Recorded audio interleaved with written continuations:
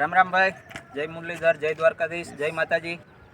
તો ભાઈ આપણે અત્યારે આવી ગયો છે જોન ડિયર BS4 5310 CRDA એન્જિનમાં. ને ભાઈ તમે એક ખાલી આમ આગળથી લુક જોઈ શકો કે કેવો લુક છે. ને લાઇટ પણ મળી શકે છે. આપણે માલદેવભાઈ આગળ સમજાવશે કે શું આમાં સુવિધા આવે છે અને સ્પેર પાર્ટ વિશે. તો માલદેવભાઈ આપણે જણાવો ને. આમાં જે આવે સિંગલ ફૂટ બોનટ જેક સિસ્ટમ. તો અવાજ કાઢજો. આ તમે આગળ જોઈ શકો છો. આ જે બધી સિસ્ટમ આપેલી છે એર ક્લિયરની, કે આ જે રેગ્યુલેટર આપેલા છે 3. આ જે છે ડ્રાઈવ એર ફિલ્ટર. આ આપેલું છે એક્ઝોસ્ટ હવા માટે ટર્બોચાર્જનું. પછી આ આપેલું છે ટ્રાન્સમશીન ઓઇલ, હાઇડ્રોલિક ઓઇલ ઠંડુ કરવા માટેનું. અને આ આપેલ છે ડીઝલ ઠંડુ કરવા માટેનું, કે રનિંગ જે પાછું ડીઝલ જાય નોઝલમાંથી એ ઠંડુ કરીને પાછું ડીઝલ જાય ટેન્કમાં, એ માટે આપેલા છે. અને આ જે છે એ કુલિંગનું રેગ્યુલેટર, રનિંગ આપણે જે બધા ટ્રેક્ટરમાં આવે. બરાબર છે. તો ભાઈ તમે ખ્યાલ હશે કે આપણે લગભગ બધા ટ્રેક્ટરમાં એક જ કુલર હોય ને 5310 BS4 CRDA એન્જિનમાં તમે જોઈ શકો છો 3 કુલિંગ આપ્યા છે. તો ભાઈ માલદેવભાઈનું કહેવાનું એવું હતું કે એક તો આપણે જે રેગ્યુલર હોય આ એ બધા કુલર કોમન છે, ટ્રેક્ટરમાં ગમે ટ્રેક્ટરમાં આવે છે રેગ્યુલર, જે બધી કંપની આપે છે. પણ પ્લસ એક આ છે ટર્બોચાર્જ, બરાબર, ટર્બો ચાર્જ. અને આ છે આપણે ટ્રાન્સમિશન એટલે કે ઓઇલનું, આપણે હાઇડ્રોલિક ઓઇલ ઠંડુ કરવા માટે. Hydraulic oil. અને પ્લસ બેનિફિટનો પોઈન્ટ કહું તો ભાઈ આ છે આપણે ડીઝલનું, કે ડીઝલ પણ ઠંડુ કરીને એન્જિનને આપે છે. બરાબર છે. જો કે બહુ મોટી વાત કહેવાય ને ખેડૂતને ધ્યાનમાં રાખીએ આપણે લાભાર્થી માટે. તો ભાઈ આ એક બહુ સારી એવી સિસ્ટમ કહેવાય કે ડીઝલ પણ ઠંડુ કરીને આપણે એન્જિનને આપે છે. બરાબર છે. તો ભાઈ માલદેવભાઈ આગળ તમે જણાવજો ને. આગળ મતલબ આ જે છે ટર્બોચાર્જ એર કુલર, ટર્બોચાર્જ કરે આ ઇજીઆર સિસ્ટમ. આ ઇજીઆર સિસ્ટમ એ કે જે ગરમ જે ધુવાડો આવે, ધુવાડો જે એની પાછો યુઝ કરી લઈએ છે ઠંડો કરીને. આમાં જે રેગ્યુલેટર કુલરનું પાણી સર્ક્યુલેશન થતું હોય એની પાછું એ ધુવાડો ઠંડો કરી અને પાછો હેડમાં યુઝ કરી લઈએ છે બ્લાસ્ટ થવામાં. એના મિનિંગ એ એક બચાવ થાય કે ડીઝલ ખપત ઓછી થાય. આ કાળા ધુવાડાને બદલે ડીઝલ એમાં વહી જતું હોય એની પાછો રીસર્ક્યુલેશન થઈ જાય. કે જે આપણે કોઈ પણ ટ્રેક્ટર હોય કે દબાય ત્યારે કાચું ડીઝલ ખાય છે અને એના કારણે જે ધુવાડો થાય છે એ ધુવાડો ન થાય. એ ધુવાડો પાછો હેડમાં જાય અને પાછું એ ડીઝલ વપરાશ થઈ જાય. અને આ છે ડીઝલ ફિલ્ટર આપેલા છે. બરાબર. આમાં ટોટલ 13 સેન્સર આપેલા છે એન્જિનમાં જોન ડિયરના. આ બધી અલગ અલગ જગ્યાએ ડીઝલ ફિલ્ટર સેન્સર મૂકેલા છે. આ ડીઝલ ફિલ્ટરમાં પણ સેન્સર મૂકેલ છે. મતલબ કે જે કે ડીઝલમાં પાણી કે આ તે આવી જાય કચરા કે તો તમને એલર્ટ આપી દે મીટર બોર્ડમાં. બરાબર છે. અને માલદેવભાઈ આપણે આમાં ડીઝલ પંપ કયો આવે છે અને ક્યાં આવે છે? આ જે ડીઝલ પંપ આવે છે ડેન્સો કંપનીનો ડીઝલ પંપ આવે છે, હાઈ પ્રેશર કોમન રેલ. અને સિસ્ટમ એ રીતે કહેવાય high pressure common rail, EGR system કહેવાય. બરાબર છે. અને ઇન્જેક્ટર આપણે gear pro model. Gear pro મતલબ જે પહેલા 5310 આવતા એ 3 સ્પીડ તમને મળતી, A, B અને C. આમાં અત્યારે 4 સ્પીડ મળે, A, B, C, D. એ તમે જોઈ શકો છો 4 સ્પીડ તમને આમાં મળે. અને ઓલી બાજુ કોમલ જે પેલા 5310 આવતા એ રેગ્યુલર. બરાબર છે. અને આમાં આપણે જે PTO સિસ્ટમ શું આવે છે એ થોડુંક સમજાવો આપણે. આ જે મોડલમાં છે ડબલ ક્લચ ડબલ PTO આપેલો છે. આ એનો જે ક્લચનો ગેર આપેલો છે. બરાબર, અલગથી ડ્યુઅલ ક્લચ. હા, ડ્યુઅલ ક્લચ આપેલા છે. અને આ PTO નો ગેર આપેલ છે. PTO માં તમને 2 સ્પીડ મળશે, 540 અને 540 E.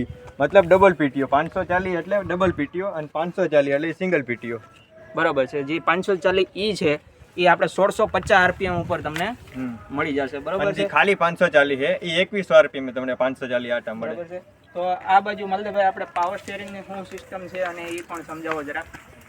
થોડુંક જોઈ શકો, હાવ સ્મૂથ છે ભાઈ. પાવર સ્ટીયરિંગ માટે જે આ પંપ આપેલો છે ડબલ એક્ટિંગ પંપ છે. હાઇડ્રોલિક માટે અલગ છે અને પાવર સ્ટીયરિંગ માટે બી અલગ છે. મતલબ પંપ એક છે પણ જે એના જે પ્રેશર બનાવવા માટે એ ડબલ અલગ અલગ આપેલા છે. અને આ જે છે ઓઇલ ઠંડુ કરવા માટે કે ઓઇલ કુલર આવે છે, જે આપણા એક જોન ડિયરમાં એકમાં જ આવે છે, કે એન્જિન ઓઇલ કુલિંગમાં ઠંડુ કરી એન્જિન ઓઇલ ઠંડુ કરવા માટેનું આપેલું છે. બરાબર. અને બીજું આપણે કે આગલા ટાયર પણ તમે જોઈ શકો છો 650-20 ના આપેલા છે.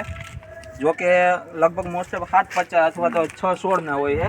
એ પણ આપણે 650 ના આપેલા. પાછલા ટાયર તમને 5310 માં પાછલા 16 ટાયર વિઠાવીને મળી જશે. 16 ના વિઠાવીના જે રનિંગ આવતા ઈ ની અત્યારે આવે છે 5310 માં. બરોબર અને છે. બ્રેક મને માહિતી આપણે લઈએ તો તે રનિંગ 5310 માં આવતી માસ્ટર વાળી બ્રેક ઈ ની માસ્ટર વાળી બ્રેક આપેલી છે. અને જે નાના મોડલ આવે છે 50 હોર્સ નીચે ને એ એમાં ડિસ્ક બ્રેક આપે છે અને આમાં માસ્ટર બ્રેક આવે છે 50 હોર્સ માંથી. ને આપણે ઓલો તમે લીવર વાળું શું સમજાવતા? લીવર વાળું કે બીજા ટ્રેક્ટરમાં ઓલી રીતે આવે, આપણે આમાં ઇલેક્ટ્રિક લીવર કયો. દાખલા તરીકે 4 વ્હીલમાં આવે ને એ રીતે લીવર આવે. આમાં કાંઈ સરિયા કે એ કંઈ નહીં હોય, આખું સેન્સર ઉપર હાલે, વાયરિંગ ઉપર. વાયરિંગ ઉપર લીવર, હાથ લીવર, ઇલેક્ટ્રિક સેન્સર લીવર. એ પગ લીવર અને હાથ લીવર બે ઇલેક્ટ્રિક. બરોબર. એ જ રીતે. અને આપણે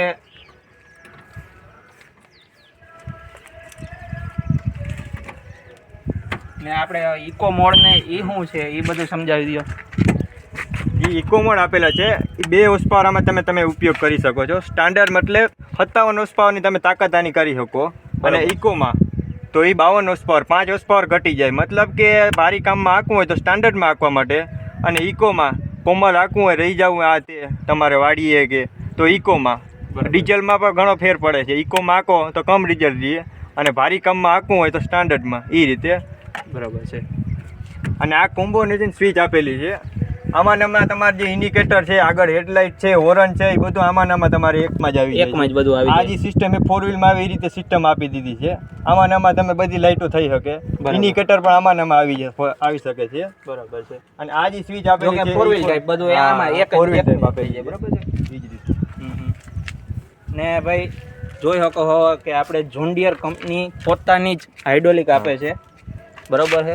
જે પણ એક સાવ સ્મૂથ છે, જોઈ શકો છો તમે. બરોબર છે.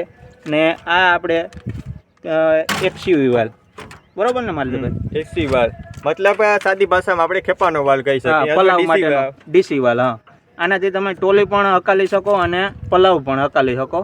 બરોબર છે. તો માલદેવભાઈ આપણે લિફ્ટ કેપેસિટીની વાત કરીએ તો આમાં લિફ્ટની કેપેસિટી કેટલી આવે છે? 1800 થી 2000 ની વચ્ચે આપણે આમાં 2 ઓપ્શન મળી શકે છે. હાલો તમને દેખાડું. આમાં જે 2 પોઈન્ટ આપેલા છે બાવડામાં, તમે 2 યુઝ કરી શકો છો. એ રીતે કે જે આપણે ઇમ્પ્લિમેન્ટ જેવા ઇમ્પ્લિમેન્ટ જેવું લોડ વાળું એ 2 ઉપયોગ કરી શકો. 2 હોલ આપેલા છે, 2 લી તમે કેપેસિટી કરી શકો. બરોબર. અને જે આપણે ટોલીનું ની છે એ અહીંયા આપણે, અને આપણે આમાં 3 પોઈન્ટ આપેલા છે, એનું શું છે કારણ? આમાં 3 પોઈન્ટ આપેલા છે. આ સેન્સિંગ માટેના 3 હોલ આપેલા છે. આમાંથી વધારે સેન્સિંગની જરૂરિયાત હોય તો આપણે નીચલા હોલમાં આંકી શકીએ છીએ. બરોબર. જે કે આપણે ઓયણી છે, પંચિયા છે, બરાબર છે. હા હા.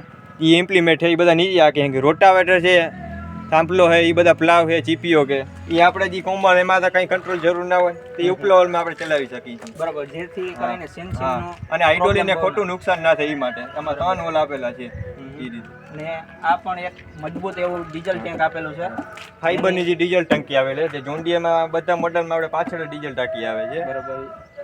ને કેપેસિટી લગભગ કેટલી છે? 68 લીટર હશે આમાં. 68 લીટરની કેપેસિટી આવે છે.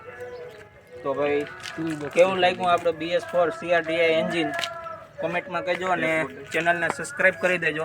ને એક કે સીટ ઉપર બેસીને તમને હું દેખાડું કે ભાઈ કેવો લુક આવે છે એક ડેશબોર્ડનો.